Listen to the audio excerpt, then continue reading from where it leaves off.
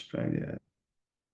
Hey, good morning, everyone, and welcome to Saturday morning, August 10, Real Talk. It's 10:02 a.m. here in Melbourne, Australia.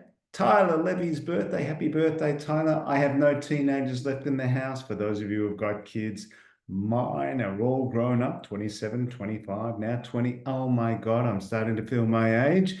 Grandparenthood is on the way, not officially, but it is on the way. Don't look at me like that, Karen.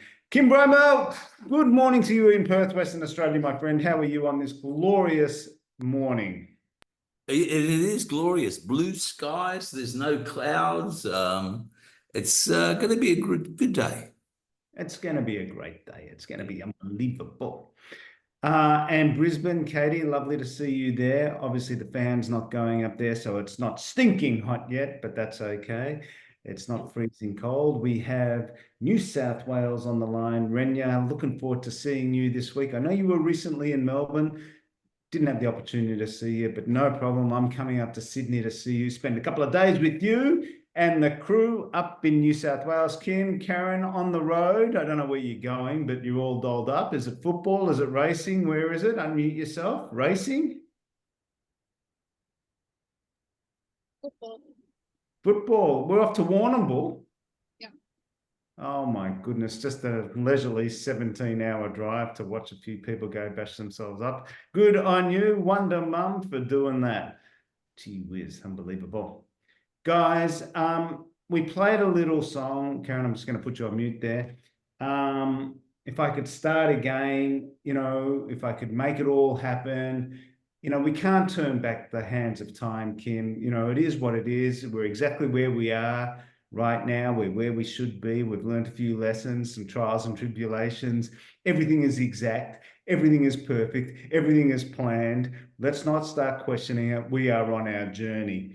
But, I want to go around the grounds this morning. We've got a bit of an intimate crowd, and let's just reflect on the week that was. And then let's cover some topics that we can actually discuss and talk about. And then we're going to move into our wonderful Q&A session with Kim, which I'm really excited about. Unfortunately, Kim, I won't be there because I'm going to be late for somewhere where I've got to be because it's Tyler's birthday and I'm going to be late. But I'm doing Real Talk, and then I'm going to head to this extravaganza Saturday morning rooftop party. What's going on? Anyhow, the reality is, during my week, I'm going to start off. So as I'm talking, half listen, half think about your week, and let's share some stuff that's going on. And a wonderful thing happened to me this week, and I'm not talking about just, recruiting people and, prospecting and stuff like that. I want to talk about real talk, real life stuff that, allows us to reflect on things and maybe see opportunities for personal growth. This is what Real Talk's about. And I was in a Pilates class, and I do one-on-one Pilates. I know Kim gets one-on-one electrifying, or he gets two-on-one now. Was it three-on-one? Kim, was it one-on-one or two-on-one? Yeah, it's One and a half. depends on who turns up. Right. Yeah. Okay, so two people have been fried. They've left the toaster, and Kim's the last man standing. He's going to go the distance. But Kim, I want you to talk about this because you've had some wonderful results with that when you embraced, the new personal training. Just hold your thought for a minute. I just want you to talk about it in a minute, just how it was a challenge, an opportunity, and now it's something that you've embraced, and it's been part of, obviously, an integral part of your week. I was in my Pilates class. How I found my Pilates instructor, I just want to reflect on this story and how my relationships evolve with this instructor is really important.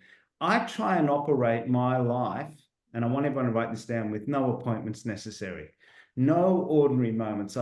Hopefully I'm personally developed enough to keep open to things that I want to come into my life. And I want to attract the right people at the right time into my life for the right reason. And I know that the right people are in my life for the right reason, and the right people leave my life for the right reason as well. That's just a personal philosophy and the way I like to live. If I've got a distributor that walks away, I don't question it. They're not right for me, not right for them. It's not meant to be. Let them walk. Great. I can get on with my life. If I've got situations going on where I'm frustrated, irritated, aggravated, getting anxious of things, let it go. You know, one of the lessons that I found in my life is if I could ask my younger self today, what is the greatest lesson you could learn? You know, the lesson would be let it go quickly. Don't hold on to things. Let it go and get on with it. Okay, so if the 60-year-old Wayne Levy was talking to the 17-year-old Wayne Levy, what would that guy say to the younger Wayne Levy? Learn to let it go fast. Live your life, have fun, you know, go crazy, you know, throw your undies against the wall, see if they stick, all that kind of, you know, have fun in your life. But learn to let go of things if they're not meant to be in your life, or situations or circumstances that are causing you angst. Learn to let it go. Big motto in my life. So I'm in this Pilates class. How I met the Pilates teacher, getting back to this, is I'm flying back on a plane. I'm sitting next to a lady who's got a baby and her husband, and you know, I was in the aisle, and she said, "Do you mind?" I said, "No, I don't mind." So I moved to the window so the baby could leave, and blah blah blah. And I'm not really comfortable there, but I thought something's happening here, so I sat next to the window. I was bottled in for a few hours on the plane, and this baby kept looking at me, looking at me, looking at me, and the mother said, "Oh, the baby's looking at me." And I was just trying to zone out because I'm not a great flyer, and just eventually, an hour and a half into the flight, I go, cute baby, da da da. And what do? And she goes, "Well, I teach Pilates instructors how to do Pilates." I said, "Well, that's great because I noticed you were incredibly fit. And by the way, your daughter's gorgeous and your husband looks fit and blah, blah, blah." And I said, "Well, it's kind of interesting because I'm looking for a Pilates instructor." Long story short, didn't slice this story. The Pilates instructor that she recommended to me, I had a few people that knew her in person, and she is in walking distance across the road from where I live. I live here, I have my park here, and she's opened up a new Pilates studio, and you'll see her on my Instagram. It's called They Say. Her name's Fiona Yap. And I said to her, she's a physiotherapist, Pilates instructor. "I want to see you one-on-one. You're coming on a strong referral," and everything was connected and it was perfect. So I'm in the class yesterday and I'm doing my session with her. And I said to her, "I want to do this really properly. I'm not interested in strength. I'm interested in form. I just want technique. I want to just make sure every exercise I'm doing it slowly and properly. And I don't have ego. If I'm not doing it right, just let's persist and da da da da da." So eventually she's got me on this exercise. "Wayne, tuck it in, breathe, hips back, shoulders in, tuck it in, da da da." And she's giving me 35 instructions at once. And I started mimicking her, right? And I said, "Fiona, this is what you sound like. Just at it." So I closed my eyes and I started, and she fell to the floor in laughter and then in tears. And I looked at her and I said, "What's the matter?" She goes, "I haven't laughed like that ever." I said, "What do you mean?" She goes, "I just don't laugh like that." I said, "Really?" I said, "Interesting." And I reflected on it. And then I said, probably I've never laughed like that in my entire life, where you've actually got down and had a real belly laugh at something, and it impacts who you are. So I want you to write in your notes, what makes you belly laugh? And when was the last time you had a genuine, not a snicker, not a snarl, but a genuine belly laugh at something? Or are we in a space now where we're a little bit too cynical? "Oh, that's stupid. Oh, that doesn't matter." You know, when was the last time you let it go and said, and you just laughed? Now, here's another question. What makes you cry? And when was the last time you had that emotion of sitting down and really let go of all your emotions and had a really good cry? So what makes you belly laugh? What makes you cry? And I can keep going here. What makes you frustrated? And then I want you to write down this last one. What will complete you? What will actually complete you at the very end of it all? When you've laughed your heart out, when you've cried all your emotions, what will actually complete you to say, "Okay, I am emotionally free. I've let go of everything. And now, at the end of it all, life is good." because I think most of us carry trapped emotions our entire lives. We just don't let them go for fear of how we're going to be judged, for fear of whatever it is. And I'm not a psychiatrist, and nothing that I'm telling you here is going to da da da da da. So this is just learnings. I know I carry them. I know I carry emotions that like things frustrate me, and I have learned to bottle them. And I bottle some things that I just go, no, no worries. And I know through some of my learnings that bottling emotions can only cause disease. You have to let it go. You can't hold on to things. Now, you can stand guard to the doorway of your mind, hear things, and protect yourself and push them away. I get that. We have to receive, we have to be open, but we have to have that mental state of positive poise, harmony, reciprocity, non-resistance. I get all that, superior self, all that stuff makes sense. But let's go back to the start of this conversation. A raw belly laugh. What's holding you back? Crying your eyes out. I know Kim Broemer will watch Brother Bear and a Walt Disney, and he'll sit in Disney and everyone's crying because Kim's, all that kind of stuff. And we get emotional because every Disney film, the mother dies, this happens, that happens, there's always some tragedy. And maybe the frog turns into a princess. That's the emotion of Disney. Disney know how to get into our heartstrings. But what will complete you when it's all said and done? What will actually, tomorrow is the last day and I feel complete and I can walk away saying I am fulfilled. Letting go of everything.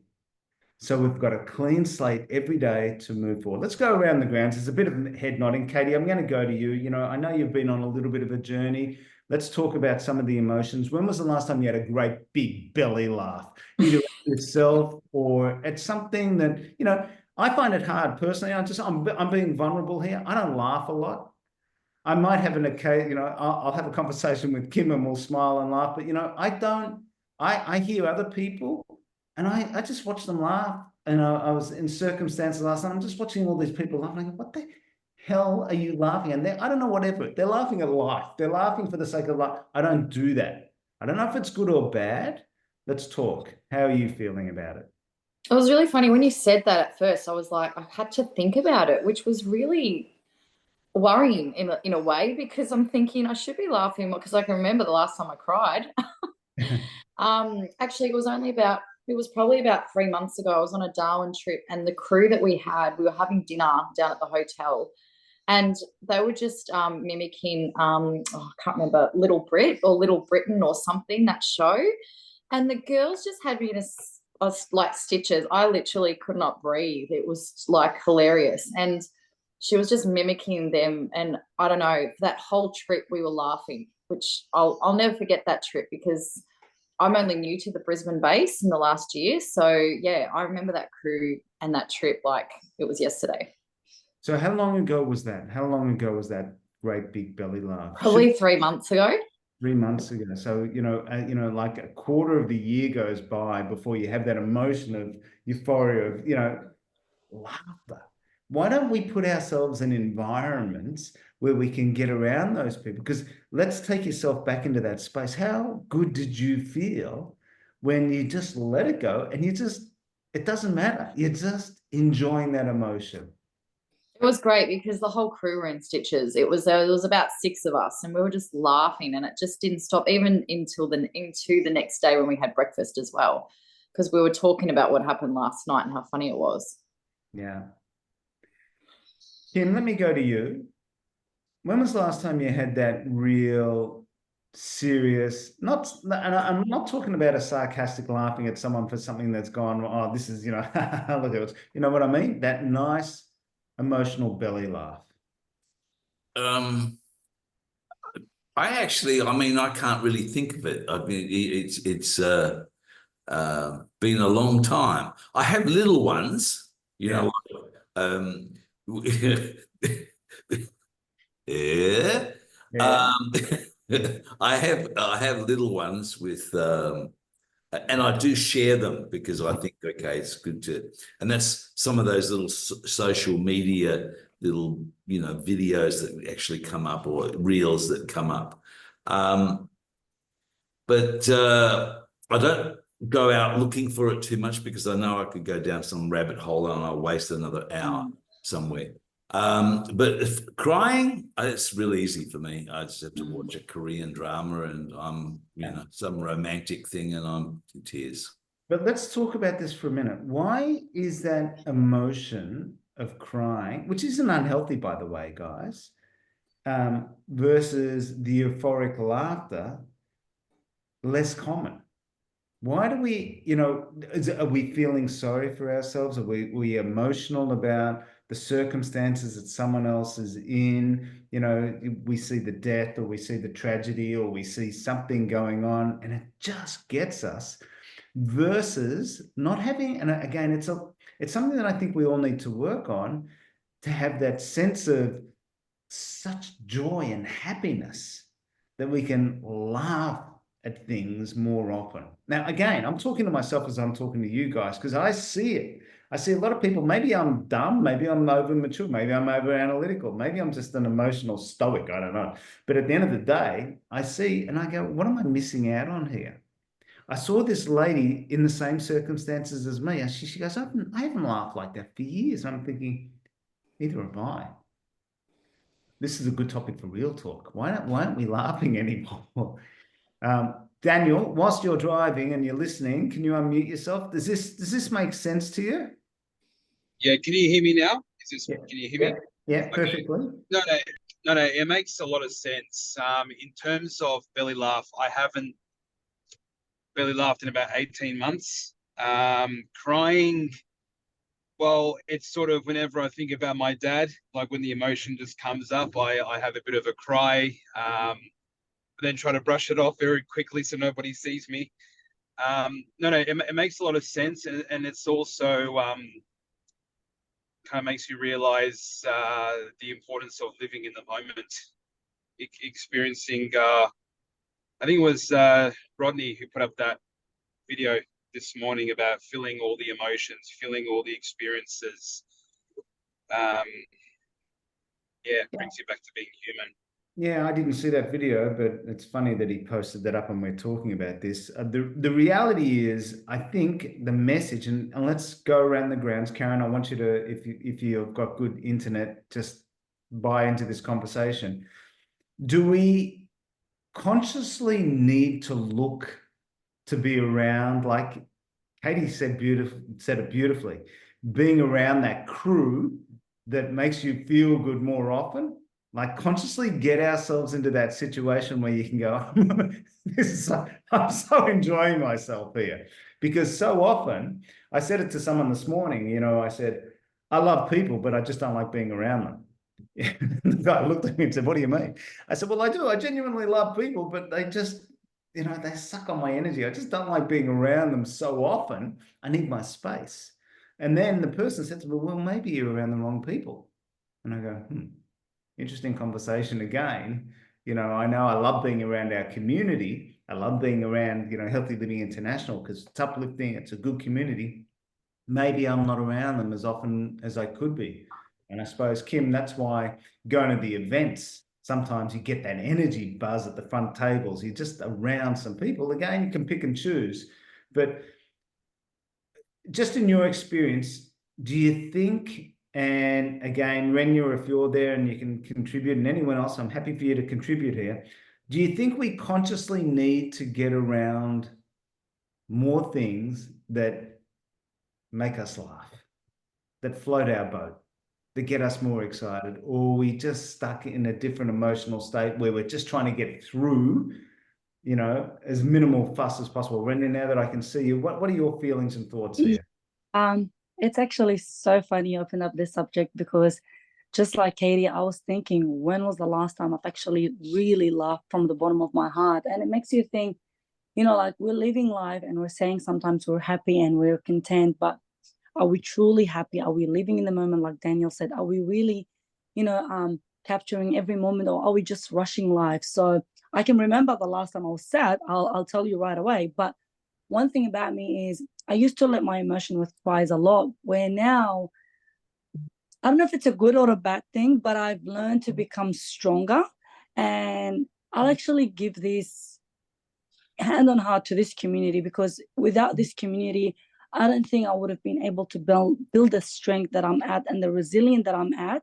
So, like you said, being around the community and being around the campfire and being around those events is what really truly captures your heart to be in the moment at times. Like when I come to the event, it's like I'm in a complete different world. It's like I'm literally in the outer space. It's like, are those people even real? Is this people like energy normal? Because when you come back to the normal life and the day-to-day people around you, and then like you said, they suck your energy, they just drain you because of their negativity and the way that they think. But when you're around the same people that think the same way as you, it just feels different. So for me, events are amazing.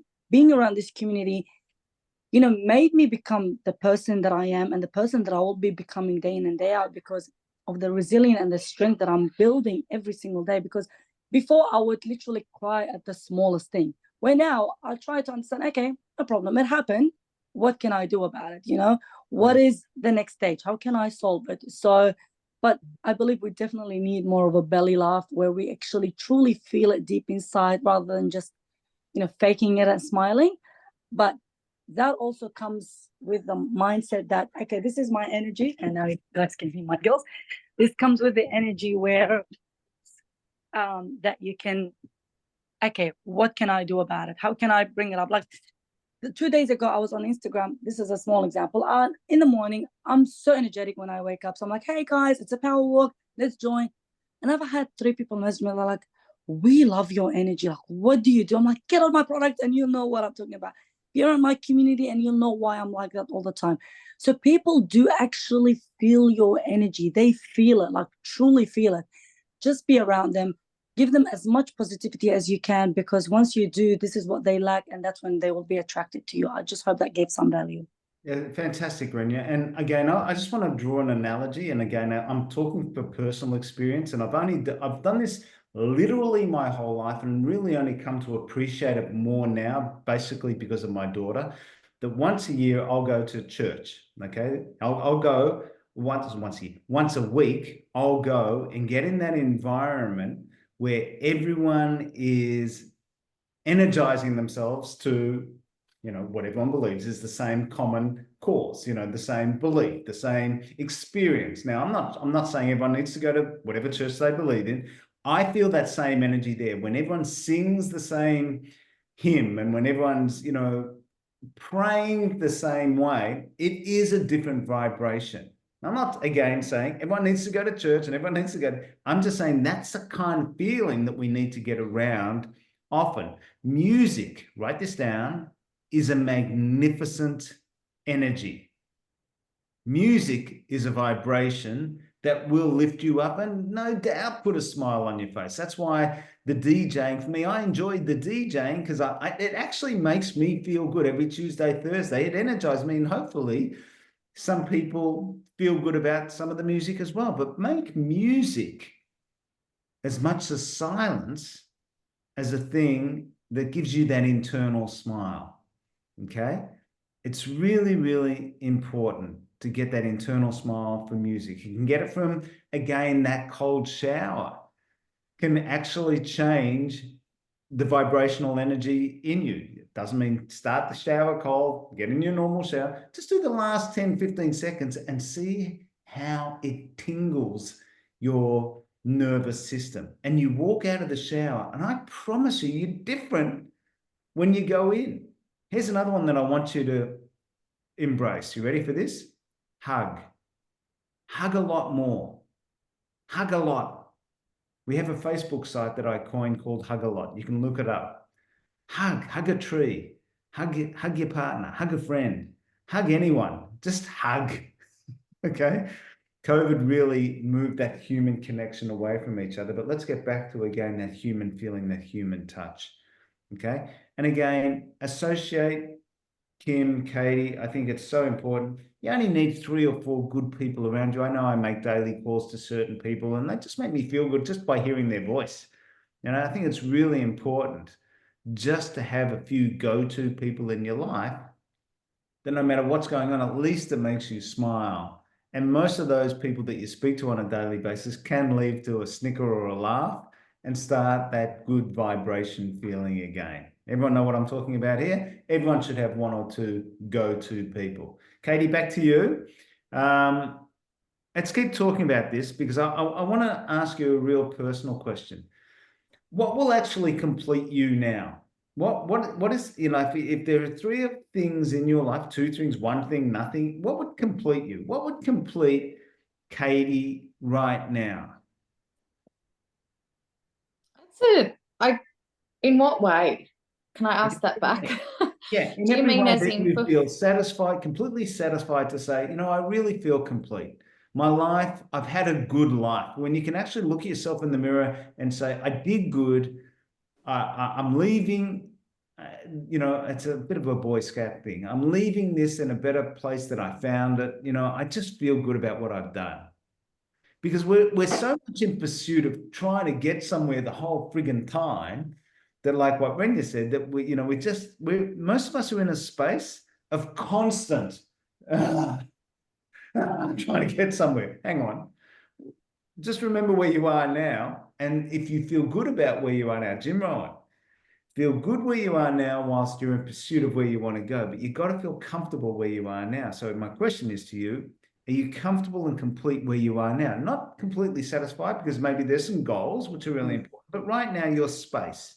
Do you wake up and you say, okay, I'm in a good space. I feel complete right now. It's funny, actually. This is probably the first since I've been home from Melbourne, sorting out my dad, had a lot of personal stuff going on. This is the first time since I've had this annual leave. I said to a girlfriend yesterday that I actually feel at peace because all the stuff that's been happening the last couple of years, it's almost like, not that it's done, but it's done for where it needs to be right now. So it's almost like I can focus on my business properly. I can focus on being present with myself more.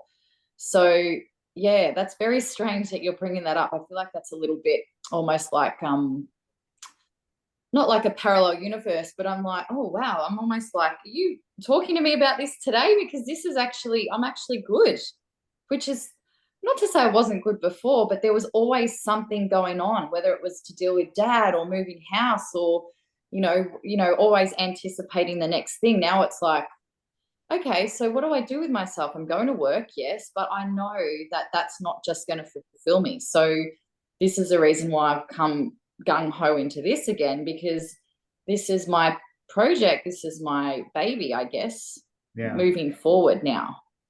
And until the next project, like you said, until the next thing that pops up, because then I was like, well, we really want to get our little villa in Bali. Like that's definitely on my goals. So I'm like, all right, so that's my next thing to work towards. There's always something that I have to working towards. So I think the personal philosophy umbrellaing this conversation is until you feel personally secure about yourself, you cannot forget about yourself and worry about others.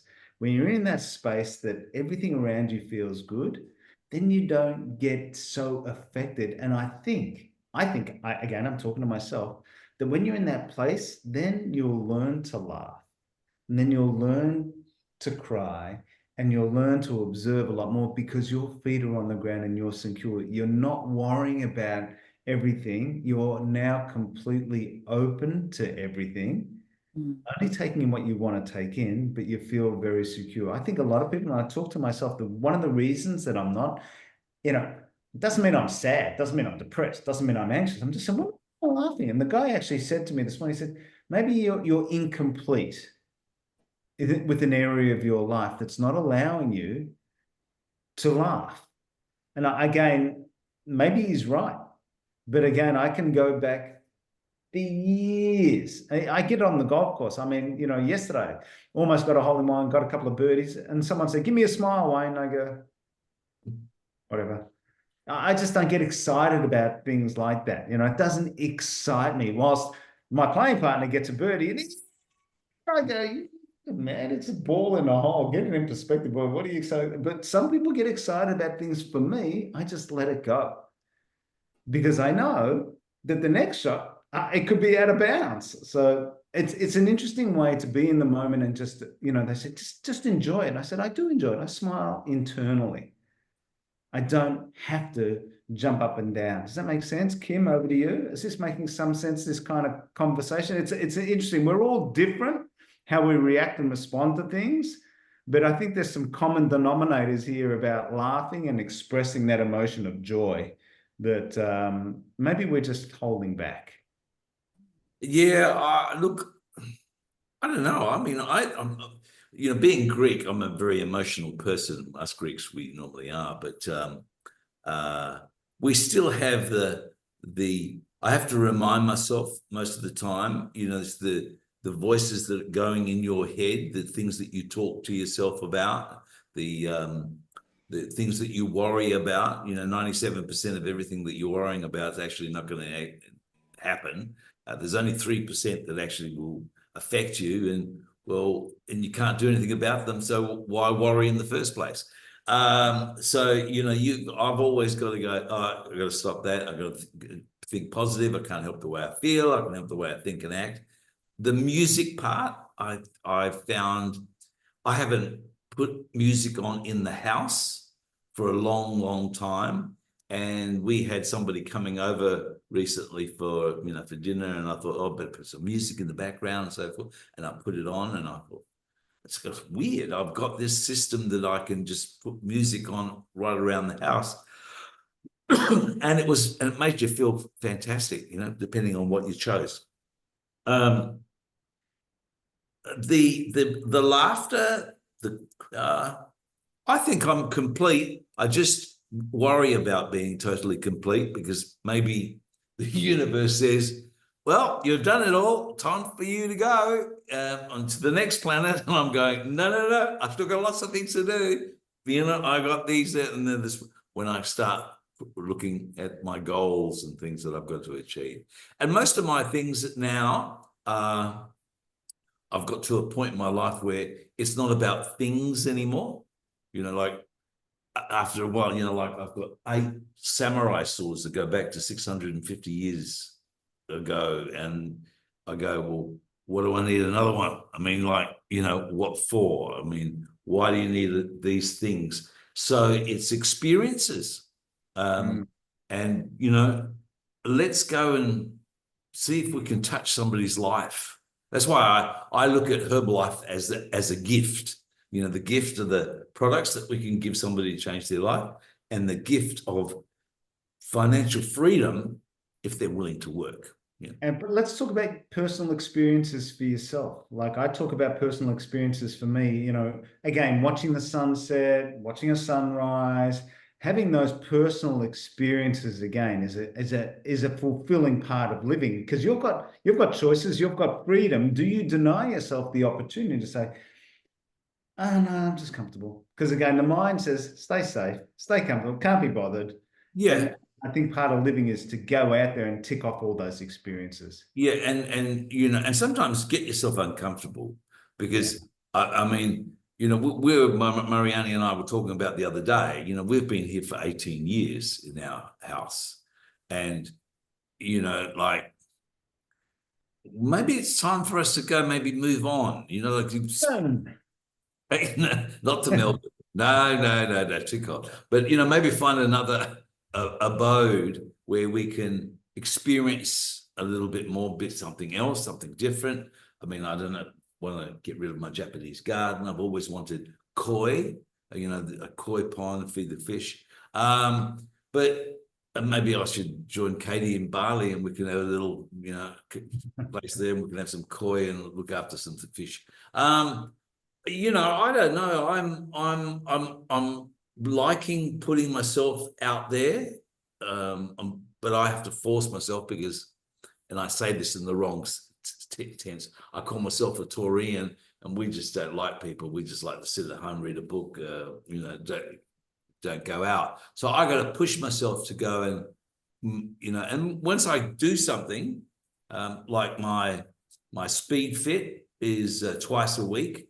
And the people there I like, so that's one of the things. And I'm building relationships with some of them that are starting to get on the products and things.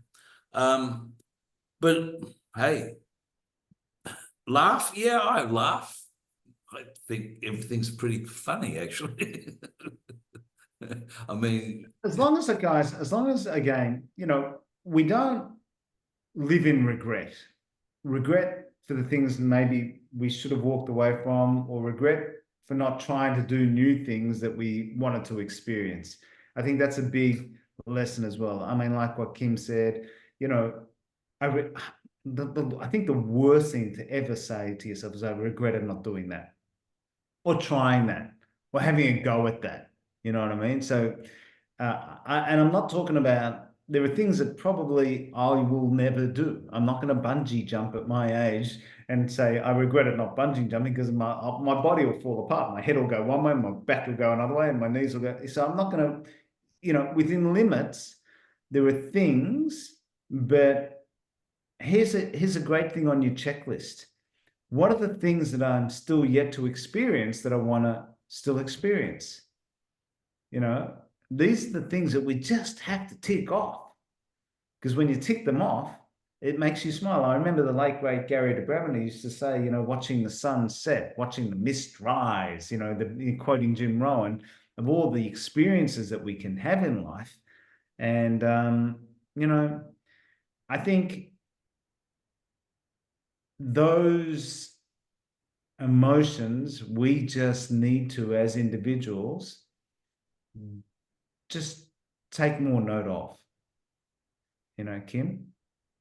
yeah, and hey, I've been in some real dark places through my 70 years, and I don't share some of those places that I've been, but I've come to the conclusion, and I've lived my life a lot like this, is that they are there to help you become the person you need to become into where your purpose is. And, and because everybody's looking what's their purpose. So some of those dark places, I'll just share them with a few people, maybe over a glass of cognac and so forth. But they are, you need to embrace and, the bad things that happen, like you got to go, like I remember I got a bill from the tax department for $800,000. And now anybody else would have just crumbled. And I went, yippee, wow, unbelievable. The tax department think I make a lot of money. So you got to you got to go, okay, what is this? What I got to pivot. And normally a bad thing ends up being a blessing in disguise, because that can turn into something completely different. Yeah. Great books written about that, called The Obstacle is the Way. Nice Stoic philosophy. The obstacle is the way. Ryan Holiday, I think we heard that, Daniel, didn't we? A few of the challenges that we've all been through, but I think it's important not to dwell, let it go and move. Like Kim said, key word, pivot. Understand it's there for a reason, and then another door will open if you allow it to. Don't dwell in that place of just crying the whole time, because that's what we do. Humans, we cry. Learn to laugh again, learn to dance, learn to sing, learn to experience those things that uplift you a little bit more. And I think that's the message here this morning, guys, is have a look at yourself and the sum total of some of the emotions over the last 3 months, 12 months, and say, where is the Richter scale of my emotions? And I know personally, when I look at it, when was the last time I laughed? When was the last time I really died laughing, gasping for air? I just can't remember. Don't think I ever have. But at the end of the day, when was that last time I felt that good? Now, it could have been at a concert where I was watching someone enjoy, like Kim said, you have moments of it, watching it on YouTube, Britain's Got Talent, or listening to some of your fellow colleagues take off Little Britain. All I want is to string those moments a lot closer together. Don't make them too few and far between, okay? We can have emotions of feeling good by being as part of this congregation. For me, the emotion of getting up on stage and telling my testimony in front of an audience makes me float. You got to find the things that make you float and say, I want to get in those environments more often. So do the things that float your boat, let go of the things that don't. And I think in summary, if you can turn that Richter scale in that positive way, then I think your life's going to be more complete. I've done more of what I wanted to do. I've shared it with more people that I wanted to share it with. I've rubbed shoulders with a better group of people that made me feel good. I didn't have to put up with all that negativity. I didn't have to worry about all those things. I walked away. More importantly, I let it go. Just let it go. Guys, 11:15. I'm exactly 15 minutes late for my daughter's birthday party. They're going to be saying Dad's doing what Dad's doing. So I better go. So I'm going to finish this early. I'm going to actually, Kim, you're the host, I think. I'm going to make you the host because, again, change host. I will leave. You can wrap this call up, please, and take it any which way and promote what's going on next. Unfortunately, Kim, I won't be on the next call. Accept my humblest apologies. It happens once a year, my daughter's birthday. I have to get to it. Guys, thanks for listening. God bless. Stay well. Speak to you guys soon. Kim, over to you. Okay, thank you very much. And what a great session this morning, everybody. Look, I took heaps of notes there. I don't want to go on, with the session, so everybody can have a break. For me, it's, making another tea and get myself ready. The next session is going to be at for the Eastern State people, 11 o'clock on the dot. It'll only go for 30 minutes or how long anybody's there for. And it comes back to questions, Q&A or ask me anything. AMA, ask me anything. And I'll do my best to give you my understanding of how I see this business and the opportunities that are to help everyone achieve their goals. And of course, then, the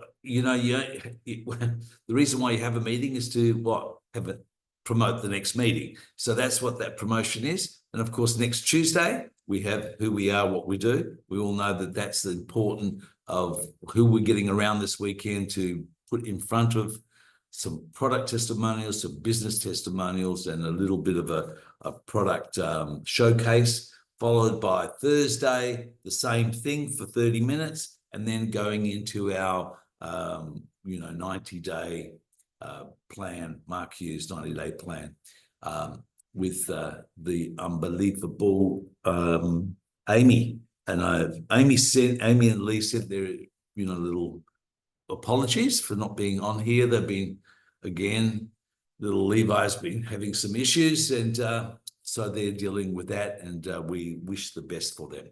Okay, thank you very much. Have a great weekend. Otherwise, I'll see you shortly in about 15 minutes. Bye for now.